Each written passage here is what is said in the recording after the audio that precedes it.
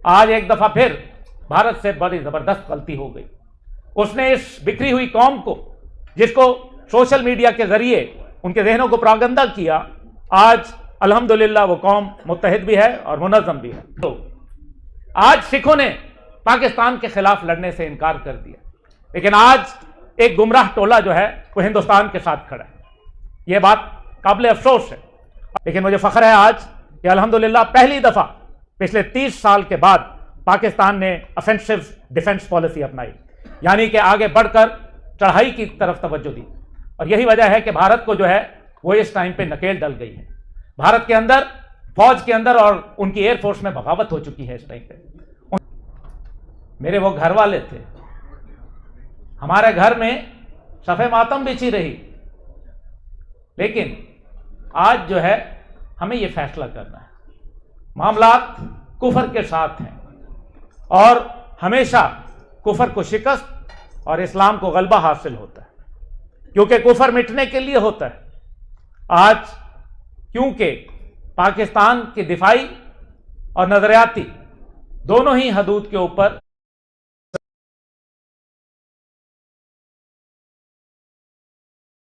इस्लाम को गलबा हासिल होता है, क्योंकि कुफर मिटने के लिए होता है।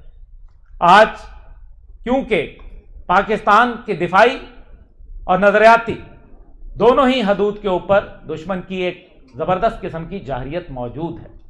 आपने देखा कि कमजोरी दिखाने के बाद जिस तरीके से हमने कश्मीर पर बाढ़ लगाने दी परवेज मुशर्रफ के दौर में, उसके बाद कमजोरियां आती रहीं, लेकिन मुझे फख्र है आज कि अल्हम्दुलिल्लाह पहली दफा पिछले 30 साल के बाद पाकिस्तान ने ऑफेंसिव डिफेंस पॉलिसी अपनाई, यानी कि आगे बढ़कर चढ़ाई की तरफ तवज्जो दी।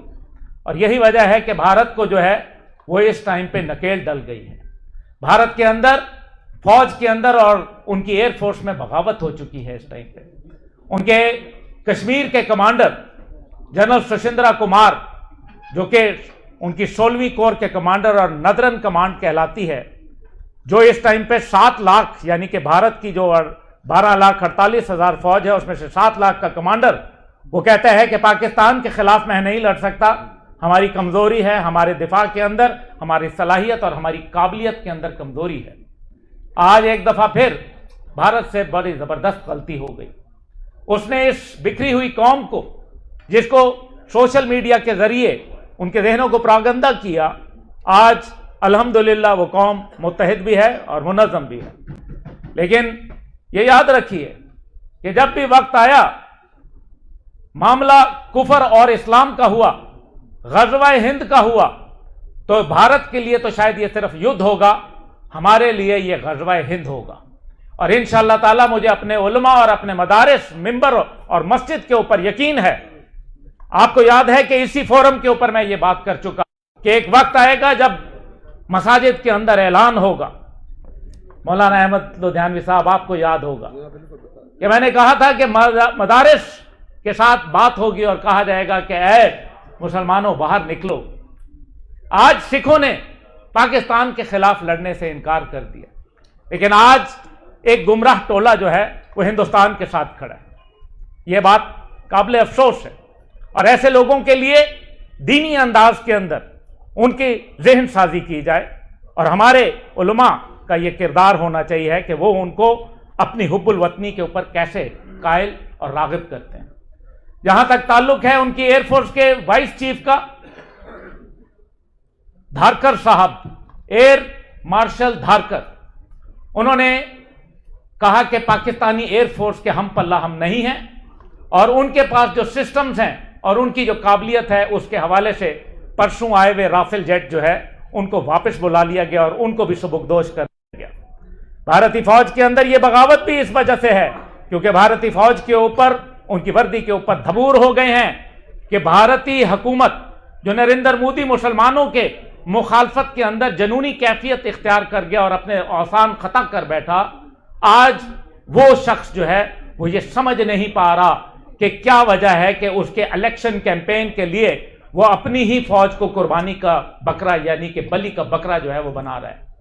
इसलिए उनकी फौज आज इस पोजीशन में नहीं। मैं इंशाअल्लाह ताला ये उम्मीद करता हूं कि पाकिस्तान के साथ उनके معاملات بہتر ہو جائیں گے۔ مجھے جنگ کے بادل چھٹتے نظر آ رہے ہیں، لیکن ہمیں چوکنا ہوگا۔